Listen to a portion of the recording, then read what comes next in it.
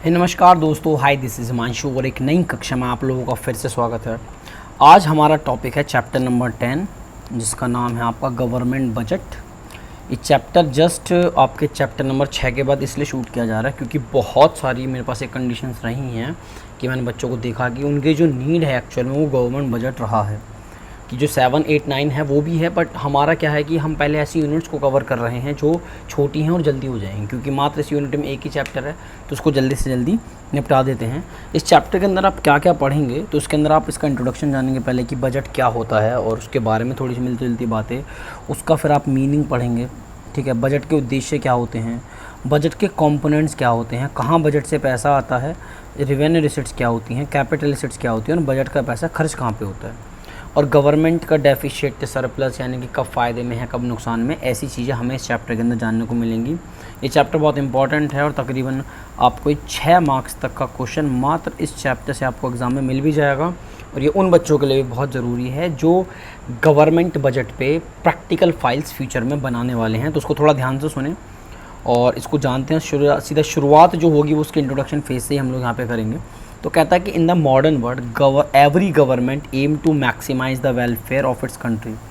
हम जिस देश के अंदर रहते हैं, भारत देश के अंदर, उनका ये बहुत बड़ा मेन मोटिव है कि आपको प्राइवेट सेक्टर्स भी चलाने हैं और साथ के साथ अपने गवर्नमेंट सेक्टर्स के माध्यम से आप लोगों का वेलफेयर कर सकें। ठीक है, यानी कि प्राइवेट सेक्टर प्रॉफिट्स के पीछे भाग रहे हैं और गवर्नमेंट वेलफेयर के पीछे भाग रही है। और हर सरकार का ये मोटिव होता है कि वो अपनी कंट्री के लिए सोशल वेलफेयर कर सकें। It requires a number of infrastructure, ठीक है, जहाँ पे आप इंफ्रास्ट्रक्चर की बात करते हैं, इकोनॉमिक एंड वेलफेयर एक्टिविटीज़। ठीक है, इसके लिए क्या करना होता है कि आपको बहुत सारे इंफ्रास्ट्रक्चर से रिलेटेड एक्टिविटीज़ करनी पड़ती हैं, जैसे कि नई नई रोडें बन रही हैं, डैम बन रहे हैं, ब्रिजेस बन रहे हैं, नए नए विश्वविद्यालय हैं, हॉस्पिटल इत्यादि हैं, ये सब इंफ्रास्ट्रक्चर के अंदर आ जाएंगे। इकोनॉमिक एक्टिविटी हैं जिससे लोगों को रोज़गार जैसी कंडीशंस पैदा हो सकती हैं, और बहुत सारी वेलफेयर एक्टिविटीज़ हैं। ठीक है, जैसे कि जितने गवर्नमेंट हॉस्पिटल्स बनेंगे तो ये वेलफेयर के काम में आता है क्योंकि उसमें इलाज फ्री मिल जाएगा। इस चीज़ के लिए सर रतन टाटा को हैट्स ऑफ है क्योंकि इनका जो बिलीव है कि वो पूरे भारत देश के अंदर अपने ऐसे हॉस्पिटल्स मतलब वो लोग लाना चाहते हैं। मैंने लास्ट में देखा था कि कैंसर वालों के लिए 8-10 रुपये में इलाज कर रहे हैं। तो it's all about welfare activity. All these activities required huge expenditure to be incurred. ठीक है, this requires appropriate planning and policies of the government. देखिए, ध्यान दीजिएगा कि हम एक डेवलपिंग कंट्री हैं, हम अभी 5वें नंबर में दुनिया की सबसे बड़ी इकोनॉमी में काउंट तो होते हैं, बट स्टिल अभी तक हम डेवलप्ड नहीं हो पाए, हम डेवलपिंग कंट्री हैं। और डेवलपिंग कंट्रीज़ में ध्यान दीजिएगा कि रिक्वायर्ड ह्यूज एक्सपेंडिचर, बहुत ज़्यादा खर्चा होता है। जब आप अपने आप को बना रहे होते हो तो उसमें खर्चा होता ही होता है, और उसके लिए भी आपको प्लानिंग करनी पड़ेगी। और हमारी जो गवर्नमेंट है उसको ऐसी पॉलिसीज़ लानी पड़ेंगी जिससे आप अपने जो देश की ग्रोथ है उसको भी बढ़ा सकें, साथ के साथ जो वेलफेयर है वो भी होता रहे। The solution of all these problem वो कहाँ मिल सकता है आपको? बजट के अंदर मिल सकता है। ये बजट हर साल सेंट्रल गवर्नमेंट का अलग पास होता है, जो केंद्र के अंदर सरकार है, और हर स्टेट का अपना एक अलग बजट पास होता है, रेलवे का अपने एक अलग बजट पास होता है। अब बजट क्या है? तो कहता है कि देखिए, इस चीज़ को आप याद रख सकते हैं कि बजट आपका क्या हो जाएगा। अब budget is a document containing detail programmes and policies of action for the given fiscal year. ठीक है जी, ये डेफिनेशन के तौर पर आप इसको याद रख सकते हैं कि बजट एक तरह का डॉक्यूमेंट होता है कंटेनिंग डिटेल, जिसके अंदर आपको सारी डिटेल मिल जाएंगी कि आप इस साल क्या प्रोग्राम्स प्लान कर रहे हैं, क्या आपकी पॉलिसीज़ होने वाली है, जो भी आप एक्शन लेते हैं यानी जो भी आप एक्टिविटीज़ करते हैं उससे related for the given fiscal year. Fiscal year वही है जो 1 अप्रैल को शुरू होगा, ठीक है जी, और अगले साल के 31 मार्च को ख़त्म हो जाएगा। ठीक है, ये चीज़ें यहाँ पे। तो कहता है कि मीनिंग ऑफ गवर्नमेंट बजट, आप ऑलरेडी उस चीज़ को पढ़ चुके हैं, बट स्टिल एक बार इसको और पढ़ लेते हैं कि government budget is annual statement. ये जो शब्द लिखा हुआ है एनुअल स्टेटमेंट, इसका मतलब होता है, एनुअल का मतलब होता है एक साल की स्टेटमेंट होती है। शोइंग क्या शो करता है? वो शो करता है item wise estimate of receipts, यानी कि जहाँ से पैसा आएगा, and expenditure during of fiscal year, यानी कि एक साल के अंदर अंदर एक फिस्कल ईयर के अंदर जो उसकी स्टेटमेंट्स, एनुअल स्टेटमेंट कि कहाँ से पैसा गवर्नमेंट के पास आएगा और कहाँ वो उस पैसे को खर्च करेंगे। ठीक है, तो वो इस चीज़ को बजट से आपका जो गवर्नमेंट का बजट है उससे यहाँ पे दर्शाना चाहते हैं। The receipts and expenditure show in the budget are not the actual figure but the estimate value. ये बहुत प्यारी बात है कि जो बजट के अंदर जो भी मतलब आपके रिसिट्स हैं या फिर जो आपके एक्सपेंडिचर हैं वो एक्चुअल तो नहीं होते, क्योंकि देखो किसी को नहीं पता कि अगले एक साल में क्या बदलाव आ सकता है, ठीक है।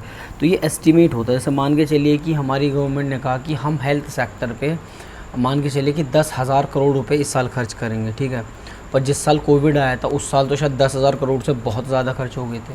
तो जब भी आपके पास रिसिट्स या एक्सपेंडिचर की संभावनाएं लगाई जाती हैं, एग्जैक्टली आपको नहीं पता होता, ठीक है। तो फिस्कल ईयर इस टेकन, ये बात मैं ऑलरेडी बता चुका हूँ कि 1 अप्रैल से लेकर 31 मार्च तक के लिए आपका फिस्कल ईयर होता है। तो आप मान के चलिए कि साल के शुरुआती दिनों में, वैसे तो फरवरी में ही हमारा जो बजट है वो प्रेजेंट हो जाता है, ये भी आगे वो पढ़ाएगा इस चीज़ को, ठीक है। बट इसलिए आप थोड़ा सा अगर आप ध्यान देते हैं तो उसमें ये वाली बात आएगी कि ऑलमोस्ट फरवरी के फर्स्ट वीक में, जैसे अब जो आपके फरवरी 2023 आएगी तो उस फरवरी 2023 में अगले 2024 मार्च तक का जो बजट है वो पेश हो जाएगा। तो आप एक साल पहले ही अपने बजट का एस्टिमेट लेके चलते हैं, तो ध्यान दीजिएगा ये एक मतलब एक अंदाज़ा होता है, एक अप्रॉक्स वैल्यू होती है, एग्जैक्ट एक्चुअल अमाउंट किसी को नहीं पता होता, इसलिए एस्टिमेट शब्द का इस्तेमाल किया गया था। इंपॉर्टेंट पॉइंट्स हैं कुछ इससे रिलेटेड कि important points of government budget is prepared by the government at all level. जो हमारी गवर्नमेंट है वो हर तरह के लेवल पे करती है, जैसे कि सेंट्रल गवर्नमेंट है, आपकी स्टेट गवर्नमेंट है, आपकी लोकल गवर्नमेंट है।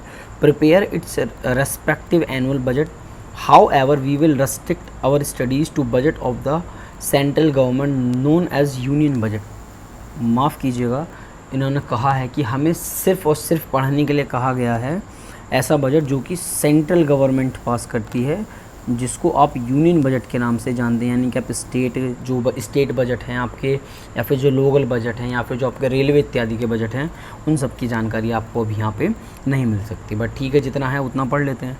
Estimate expenditures and receipts are planned as per the objective of the government. बिल्कुल शब्द लिखा हुआ एस्टिमेट एक अंदाज़ा होता है, तो कितना खर्चा इस साल होगा, कितना पैसा इस साल गवर्नमेंट कमाएगी, वो उनके ऑब्जेक्टिव्स, उनके उद्देश्य उनको बताते हैं कि इस साल कहाँ खर्चा करना और कैसे कमाना है। In India budget is present in the parliament. ध्यान दीजिएगा कि पार्लियामेंट के अंदर हमारा बजट पास होता है। On such a day the president में डायरेक्ट, और ये किस दिन पास होता है, जिस दिन हमारे प्रेसिडेंट बोल देते हैं।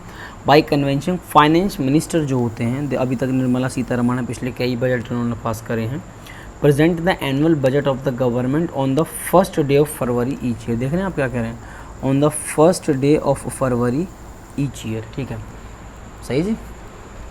तो पार्लियामेंट के अंदर होता है और प्रेसिडेंट उसको डायरेक्ट करते हैं और फाइनेंस मिनिस्टर उसको प्रेजेंट करते हैं, और तकरीबन 1 फरवरी को जो आपका बजट है वो पास हो जाता है। It is required to approved by the parliament before it can be implemented. इसका मतलब ये है कि आपको अप्रूवल लेनी पड़ेगी पार्लियामेंट्स के अंदर, जब तक आप उसको इम्प्लीमेंट करने का मतलब होता है जब आपने उसको अप्लाई करना शुरू कर दिया है। तो अप्लाई करने से पहले आपको जो पूरी पार्लियामेंट है उनका जो सहयोग है वो आपको लेना पड़ेगा। The budget reveals the financial performance of the government in the last years and the financial policies for the coming fiscal years, ठीक है। बजट आपको क्या रिवील करता है, आपकी फाइनेंशियल परफॉर्मेंस, यानी कि आपने जो पैसे से रिलेटेड जो भी परफॉर्मेंस रही है वो अच्छी रही है, बुरी रही है, वो भी कब की बात है, पिछले साल उसको, और जो आपके आने वाले पॉलिसीज़ हैं अगले आने वाले जो साल की जो कमिंग फिस्कल ईयर है, ठीक है। जैसे अब कमिंग फिस्कल ईयर क्या होगा, 1 अप्रैल 2023 से लेके 31 मार्च 2024 तक, ठीक है। तो उसकी पॉलिसीज़ को यहाँ पे वो लोग रिवील करते हैं, वो लोग दर्शाते हैं, ठीक है। अब आपको यहाँ ध्यान देना है ऑब्जेक्टिव ऑफ गवर्नमेंट बजट। देखिए ये टॉपिक इम्पॉर्टेंट है, इम्पॉर्टेंट इसलिए है क्योंकि इस टॉपिक से जो है हमारे क्वेश्चंस पूछे जा चुके हैं, और ये आपको 1 नंबर से लेके 3 मार्क्स तक के क्वेश्चंस आमतौर पर आपसे पूछ लेगा। तो उसको थोड़ा अच्छे से जानते हैं और समझते हैं। Government prepare the budget for fulfilling certain objects. ध्यान दीजिएगा क्या कहता है ये, इसका कहना है कि जो हमारी भारत सरकार है वो कुछ ऑब्जेक्ट्स को पूरा करने के लिए, कुछ ऑब्जेक्ट्स को फुलफ़िल करने के लिए ही बजट को प्रिपेयर करती है। These objectives are the direct outcome of government economic, social and the political policies. ये कहता है कि ये जो ऑब्जेक्टिव्स हैं इनको आप किस तरीके से आप ये किस तरीके से आपको प्राप्त होंगे, इनका आउटकम्स कैसे निकलेगा। तो उसका जवाब है कि जब आप कुछ इकोनॉमिक पॉलिसीज़ बनाएंगे जो देश हित में होंगी, सोशल पॉलिसीज़ बनाएंगे या फिर पॉलिटिकल पॉलिसीज़ बनाएंगे, यानी आपको हर तरीके से कार्य करना पड़ेगा। अपनी इकोनॉमिक एक्टिविटी का भी सहारा लेना पड़ेगा, आपको सोशल एक्टिविटीज़ का भी सहारा लेना पड़ेगा और आपको पॉलिटिकल एक्टिविटीज़ का भी सहारा लेना पड़ेगा, तब जाके आप ऐसा कुछ कर पाएंगे। और तो कहता है कि the various object of government budget are, उसमें सबसे पहला जो आपको दिया गया है द मोस्ट इम्पॉर्टेंट। ये मोस्ट इम्पॉर्टेंट इसलिए है क्योंकि ये क्वेश्चन 3 से 4 नंबर तक का डायरेक्ट कई बार पूछा गया है और उसका नाम है रीएलोकेशन ऑफ रिसोर्सेज। ठीक है, पहले इसके बारे में हल्की सी बात कर लेते हैं। रिसोर्सेज का मतलब होता है बेसिकली साधन, और रीएलोकेट का मतलब होता है, इसको अगर आप बहुत आराम से समझते हो, कि आप अपने साधनों को रीएलोकेट कीजिए, यानी कि आप अपने साधनों को ऐसी जगह पे लगाइए जहाँ से आपको बेहतर आउटपुट मिलता हो, बेहतर रिजल्ट मिलता हो।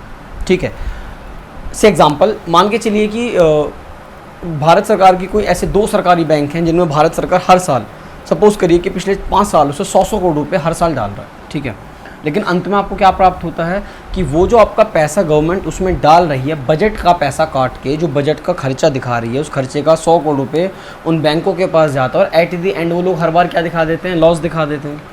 तो गवर्नमेंट को नेक्स्ट स्टेप में क्या लेना चाहिए कि वो वहाँ से 100 करोड़ रुपये अपने बचा के उस पैसे को वहाँ ना डाल के कहीं और इस्तेमाल करें। ठीक है, तो इससे क्या होता है कि जो आपके पास पैसा है, जो आपका साधन है, जो आपका रिसोर्स है, आप उसको रीएलोकेट कर रहे हो। आप उसको एक ऐसी जगह से निकाल के जहाँ पे आपको नुकसान हो रहा है, आप उसको एक ऐसी जगह पे डाल देंगे जहाँ से आप एक मुनाफे की या फिर सामाजिक विकास की जो उम्मीद है वो कर सकते हैं, इसीलिए। ठीक है, अब उसका कहना है कि लेकिन जो हमारी जो यहाँ पे है, जो आपको एग्जाम पॉइंट ऑफ व्यू से लिखना है, वो थोड़ा सा डिफरेंट हो जाएगा, बट स्टिल वो वर्कफुल है। कहता है थ्रू द बजटरी पॉलिसी, आप जो भी बजट बनाते हैं उसकी पॉलिसी से रिलेटेड है, government aim to reallocate resources in according with the economic, यानी कि विद द इकोनॉमिक उन्हें प्रॉफिट को मैक्सिमाइज करना है, and social public welfare priorities of the country. Bharat सरकार जब भी कोई अपना बजट बनाती है तो उनके दिमाग में 2 चीज़ें हमेशा चलती है। सबसे पहली चलती है कि हमें अपने रिसोर्सेज के माध्यम से प्रॉफिट भी कमाना है, यानी कि आपको पैसा भी कमाना है इकोनॉमिक एक्टिविटीज़ करके, और दूसरा आपको हमारी जो जनता है, जो गरीब जनता है, जहाँ पे आप तकरीबन 25 से 30 करोड़ लोग आपके ऐसे हैं जो कि गरीबी रेखा के नीचे रहने, ऐसे लोगों को आपको सोशल वेलफेयर प्रोवाइड कराना। तो उसके लिए लोग क्या करते हैं कि government can influence allocation of resources through, सबसे पहली चीज़ है टैक्स कंसेशन और सब्सिडीज़। समझते हैं इस बात को क्या है ये? अगर मैं इसके बारे में बता दूं कि टैक्स कंसेशन का मतलब होता है टैक्स में छूट देना, और सब्सिडीज़ का मतलब होता है एक तरह की वित्तीय सहायता। ठीक है, जो गवर्नमेंट करती है। To encourage investment, government can give tax concession subsidies extra to the producers. इसको समझते हैं कि इनकरेज इन्वेस्टमेंट का क्या मतलब है। मान के चलिए कि मैं हिमांशु कहीं मार्केट में इन्वेस्ट करना चाहता हूँ और मैं कोई इंफ्रास्ट्रक्चर कंपनी, मतलब कोई इंफ्रास्ट्रक्चर बेस्ड कोई कंपनी मतलब लगाना चाहता हूँ, तो गवर्नमेंट का पहला प्रयास तो यही रहेगा कि आप उस कंपनी को बैकवर्ड एरिया में लगाइए। देखिए, बैकवर्ड एरिया में लगाने से ये होता है कि जब भी कोई प्राइवेट इंडस्ट्री जो मार्केट में अपना पैसा इन्वेस्ट करना चाहती है, वो सबसे पहले अपने आसपास के वातावरण को, आसपास के जो आसपास का माहौल होता है वहाँ पे मार्केट प्लेस जनरेट करती है, वहाँ को उसको चमका देती है कुल मिला के। ठीक है, उससे क्या होता है, लोगों का वो अट्रैक्शन पॉइंट बनता है। आसपास के लोग, जो बैकवर्ड एरिया के आसपास के लोग हैं, उनके लिए रोज़गार मिल रहा है, उनके आसपास का इंफ्रास्ट्रक्चर तैयार हो रहा है। तो ऐसे में क्या होता है कि जो हमारी गवर्नमेंट है वो हम जैसे लोगों को जो इन्वेस्ट करना चाहते हैं और ज़्यादा मदद देते हैं कि आपको टैक्स में भी छूट मिलेगी, बल्कि हम आपको सब्सिडीज़ भी देंगे चीज़ों में, जैसे कि आपको अगले 5 साल तक कोई टैक्स नहीं देना प्रॉफिट पे, और हम आपको उल्टी जो चीज़ें आप खरीदते हैं हम उसमें आपको छूट दिलाएंगे इत्यादि। ठीक है, एग्जाम्पल के ऊपर बात करते हैं तो गवर्नमेंट डिस्करेज करती है the production of harmful consumption, जो भी आपके हार्मफुल कंजम्पशन गुड्स है, जैसे कि लिक्वर है, शराब हो गई, सिगरेट्स हो गई, ठीक, गुटखे हो गए आपके, ठीक है, through heavy taxes and encourage the use of khadi product by providing subsidies. देखिए, इसको आप जौ का तौ लिखेंगे ना, सेब लिखेंगे तो भी आपको प्रॉपर मार्क्स मिलेंगे। इन्होंने एक बहुत सही एग्जांपल लिया है कि अगर आपको पैसा कमाना है तो आप ऐसी चीज़ों पे ज़्यादा टैक्स लगा दीजिए जो लोगों के लिए हैबिचुअल गुड्स में आती है, जैसे कि सिगरेट्स हैं, जो एक बार सिगरेट की लत में लग जाता है वो नहीं छोड़ेगा। दूसरा, जो शराबी आदमी है उसका तो कोई इलाज ही नहीं है, ठीक है, या फिर जो गुटखा खा लें, बोलो जुबा केसरी, इनका भी कोई इलाज नहीं है, ठीक है, बॉलीवुड बिका पड़ा इनके चक्कर में, तो ठीक है, क्रिटिसाइज हो रहे हैं लेकिन बेचे जा रहे हैं, सही है। तो ऐसी चीज़ों पे आप ज़्यादा से ज़्यादा टैक्स वसूलेंगे, वहाँ से जो प्रॉफिट आ रहा है, ज़्यादा टैक्स आ रहा है, ठीक है, वो किसके पास जाएगा, भारत सरकार के पास। तो भारत सरकार ने अपना क्या कहते हैं इकोनॉमिक एक्टिविटी है, प्रॉफिट थोड़ा सा कमा लिया, पैसा कमा लिया, अब वो लोग क्या करेंगे कि उन चीज़ों को टैक्स फ्री कर देंगे, जैसे कि खादी प्रोडक्ट इत्यादि। तो वो जो वहाँ से प्रॉफिट कमाते हैं, जो टैक्स इत्यादि जो भी वो पैसा कमाते हैं थोड़ा एक्स्ट्रा लगा के, वो उसको सोशल वेलफेयर के लिए इस्तेमाल कर सकते हैं या फिर और अलग अलग एक्टिविटीज़ के अंदर उस पैसों को इस्तेमाल कर सकते हैं। दूसरा है कि कभी कभी हमारी भारत सरकार directly producing goods and services, खुद ही गुड्स एंड सर्विसेज को प्रोड्यूस करने लग जाती है। There are many non profitable economic activities which are not undertaken by private sector. कुछ इकोनॉमिक एक्टिविटीज़ ऐसी होती हैं जो कि प्रॉफिट मोटिव के लिए नहीं करी जाती। बेस्ट एग्जांपल है वाटर सप्लाई। अगर आप जनता को पानी बेचने में पैसा कमाएंगे तो फिर तो लोग पैसे मरेंगे। सैनिटाइजेशन, साफ़ सफाई, लॉ एंड ऑर्डर, ठीक है जी, national defence. Law and order के बिना देश अंदर से नहीं चलेगा और डिफेंस के बिना देश बॉर्डर से नहीं चलेगा, ठीक है।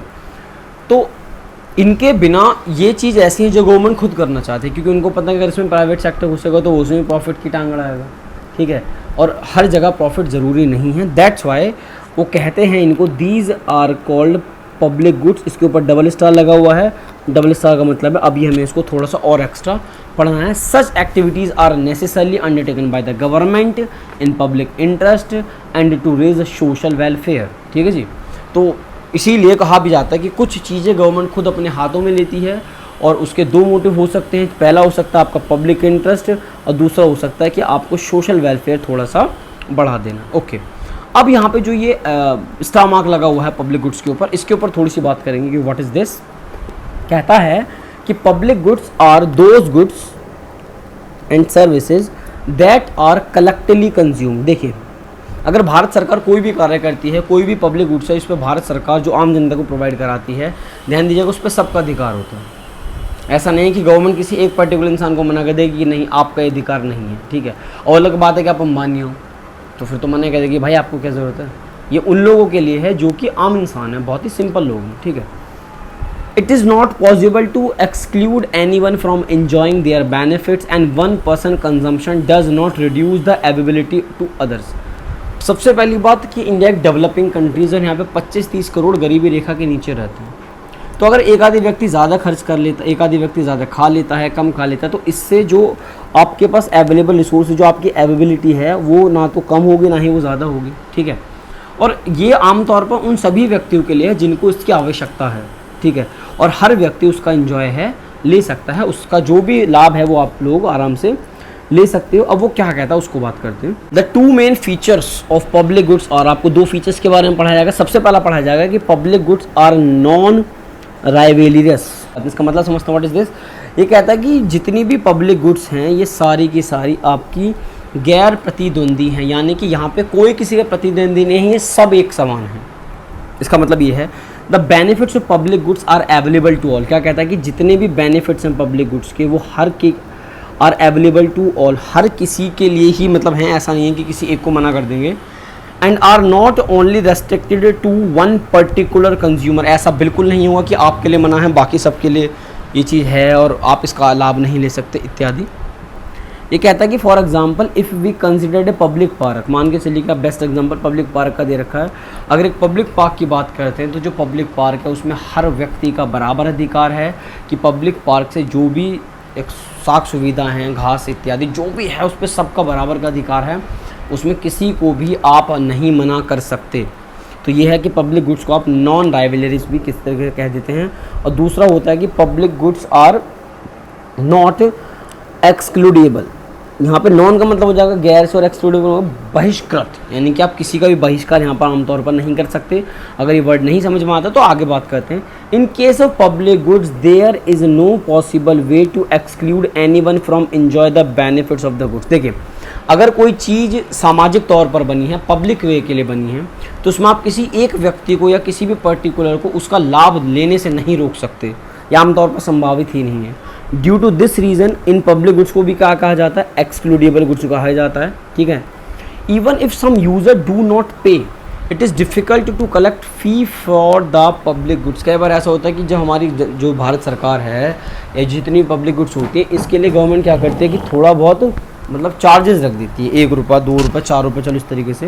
लेकिन आप बिलीव करोगे कुछ लोगों की इतनी भी हालत नहीं है कि वो लोग उतना पैसा दे सकें, या फिर ये कहें कि वो देते नहीं हैं। तो ऐसे लोगों को आप किस नाम से जानते हैं?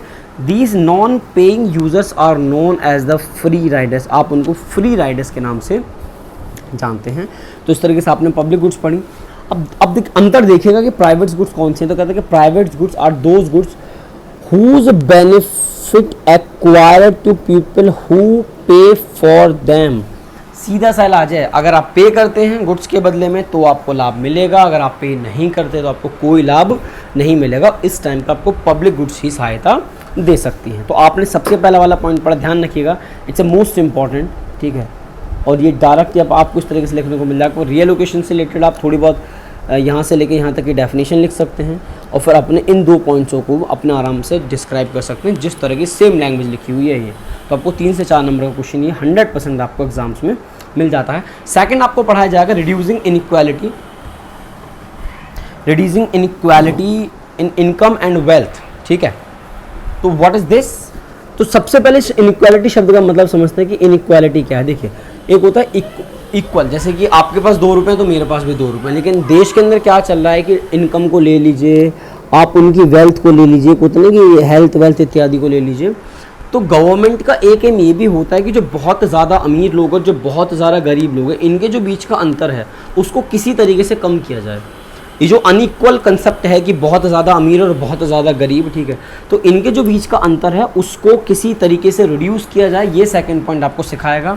और उसमें आपको क्या मिलेगा, तो बात करते हैं कि economic inequality is an inherent part of every economic system. Government aim to reduce such inequality of income and wealth through budgetary policy. अभी तक तो इसे वही बात चल रही है कि जो अभी हमने लोगों ने बात करी कि व्हाट इज़ दिस इनइक्वालिटी के ऊपर। Government aim to influence distribution of income. आप समझिए यहाँ पर गवर्नमेंट का एम क्या होता है। Government aim to influence distribution of income by imposing taxes on rich and spending more on welfare of the poor, ठीक है।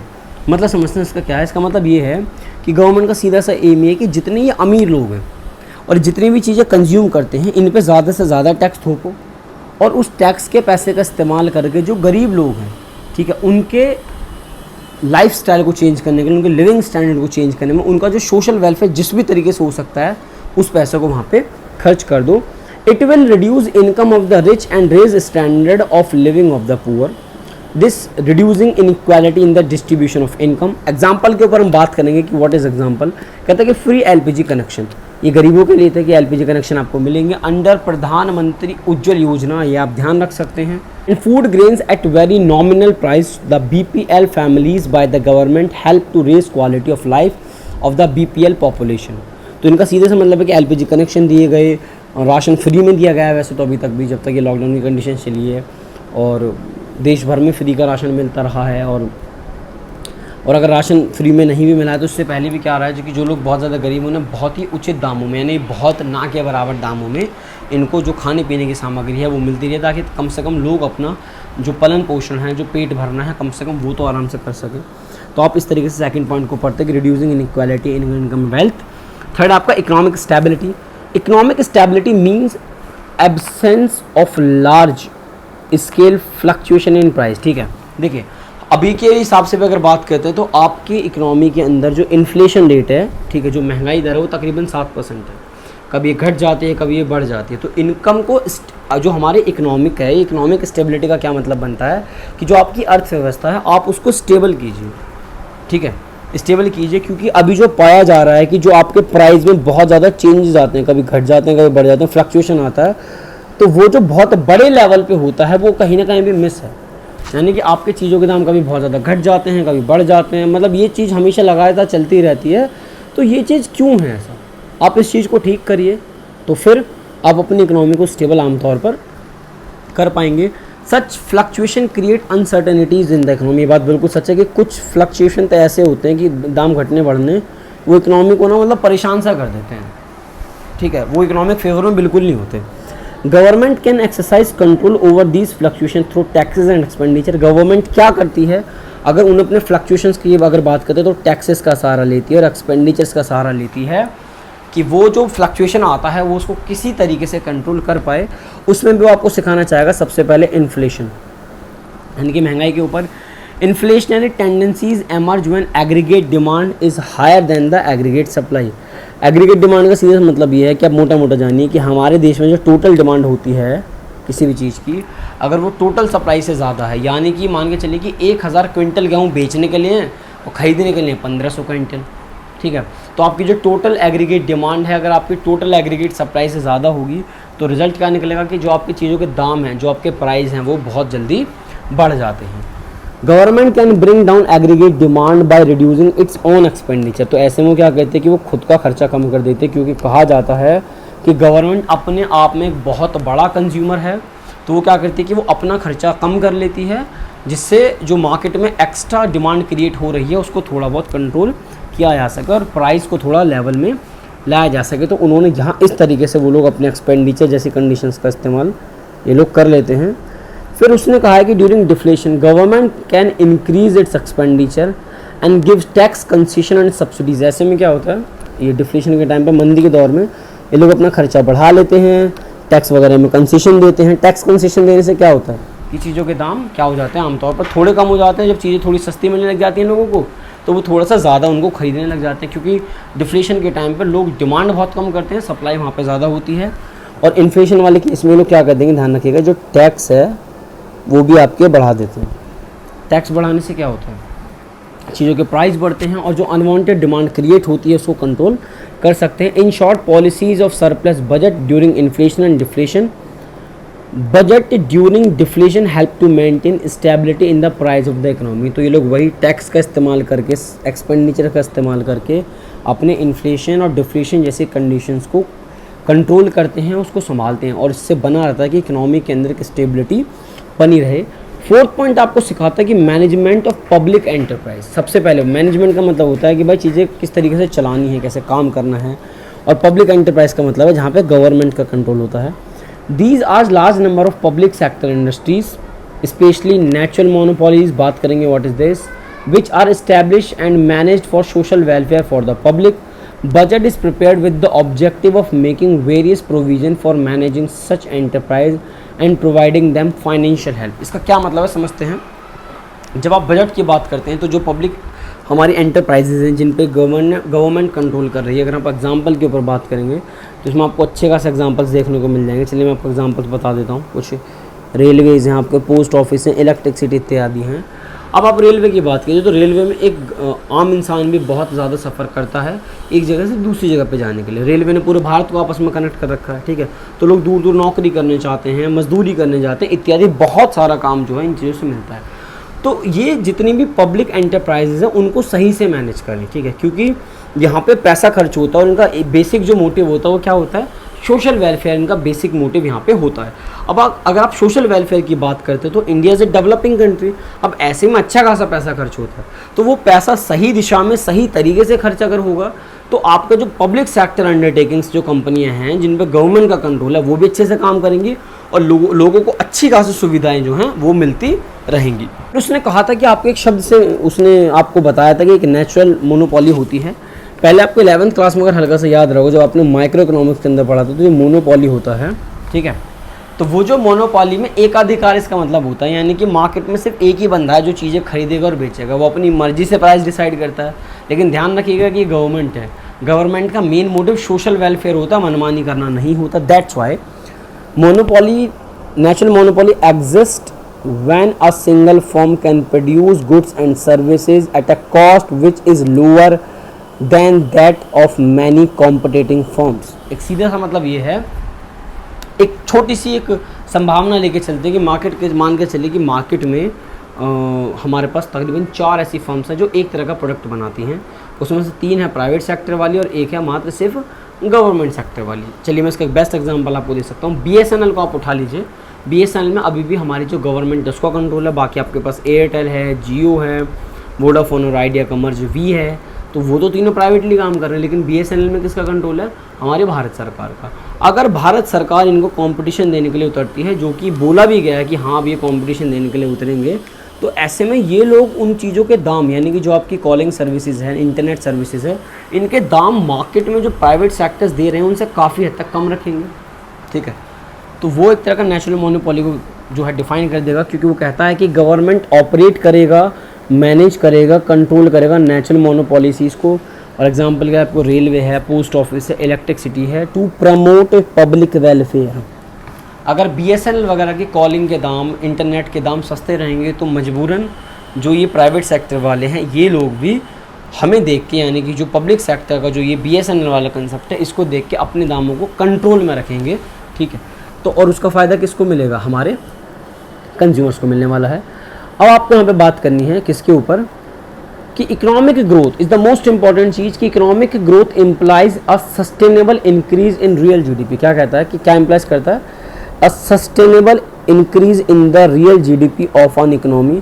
अगर आपकी अर्थव्यवस्था में जो ग्रॉस डोमेस्टिक प्रोडक्ट है, जो आपका GDP है, जिसका अभी जो करंट की अगर हम बात करते हैं तो उसमें तकरीबन जो अभी क्वार्टर गया उसमें तकरीबन 13.5% की ग्रोथ आपको देखने को मिली है। और ये वर्ल्ड वाइड एक चर्चा का विषय रहा है कि भारत ने इतना डबल डिजिट में ग्रोथ की है, जहाँ पे बाकी बहुत अच्छे अच्छे देश, चाहे वो UK हो, चाहे वो US हो, चाइना हो, आप इनको उठा के देख लीजिए, ये लोग तो बहुत बुरे दौर से भी गुजर रहे हैं, ठीक है। तो आपको किसके ऊपर बात करनी है कि सस्टेनेबल इंक्रीज का मतलब ये होता है कि आपको ऐसी ग्रोथ पानी है, ऐसी इकोनॉमिक ग्रोथ पानी है जो कि लंबे समय तक टिकी रहे। ऐसा नहीं है कि अभी खा लिया बॉडी बन गई, छोड़ दिया सूख गए, नहीं, ऐसा नहीं। तो कहता है कि an increase in volume of goods and services produced in an economy, budget can be effective tools to ensure the economic growth in a country। Okay, अगर आपको ग्रोथ करनी है तो आपको गुड्स एंड सर्विसेज का जो प्रोडक्शन है वो बढ़ाना पड़ेगा, उसका जो वॉल्यूम है वो बढ़ाना पड़ेगा, इस तरीके से। तो क्या कहता है कि if the government provided tax rebate and other incentive for the productive ventures and projects, it can stimulate saving and investment in an economy। तो ध्यान दीजिएगा कि गवर्नमेंट आपको टैक्स में छूट देती है, गवर्नमेंट आपको और अलग अलग फ़ायदे प्रोवाइड करवाती है। अगर आप एज ए प्रोड्यूसर काम करना चाहते हैं तो भी आपकी इकोनॉमिक ग्रोथ संभव है। जैसे मैंने कहा, तो बैकवर्ड एरिया वाली बात वो यहाँ पे बहुत आराम से लागू हो जाएगी, और अब ये चीज़ शायद उसको समझाएगा भी। स्पेंडिंग ऑन इंफ्रास्ट्रक्चर, ठीक है जी, अगर आप इंफ्रास्ट्रक्चर पे पैसा खर्च करते हैं of an economy, enhance the production activity in different sector of an economy, government expenditure is a major factor that generate demand for different type of goods and services in economy which induced growth in private sector too. मैं आपको best example इसका देना चाहूँगा spending on infrastructure के चलते, कि अगर आपको इकोनॉमिक ग्रोथ करनी है तो आपको अपनी कनेक्टिविटी बढ़ानी पड़ेगी। तो जो हमारे नितिन गडकरी सर हैं, और ये लोग पूरे भारत में जाल फैला रहे हैं रोडों का। अब आप रोड एक इंफ्रास्ट्रक्चर का पार्ट है, रोड बनाना, ज़्यादा बोल दूँगा उसके लिए, रोड बनाना, फ्लाईओवर्स बनाना, हाईवेज बनाना, इस तरीके से एक्सप्रेसवेज बनाना, ठीक है। तो ये सारी चीज़ें क्या करती है कि चीज़ों को बहुत आराम से कनेक्ट करती हैं, ठीक है।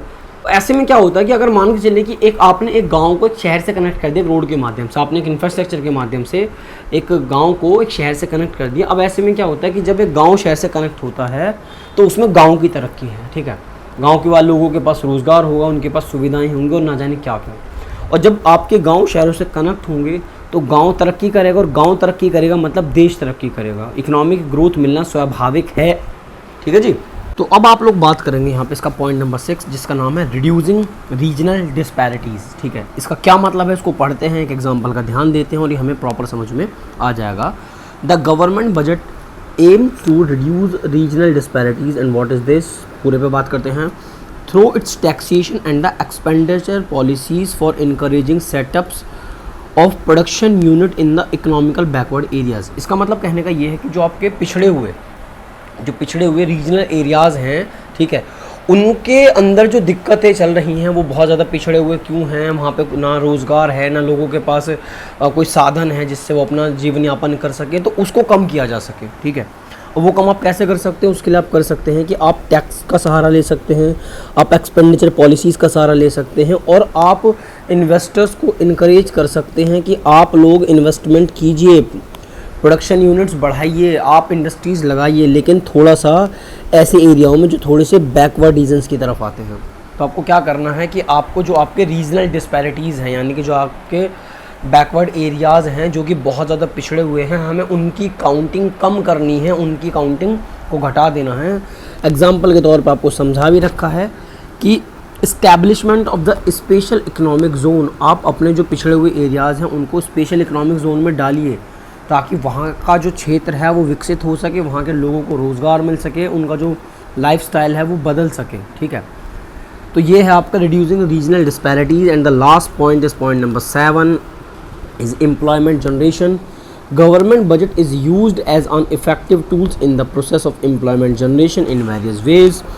Investment in infrastructure projects like construction of flyovers, bridges banana, expansion of roads, etc.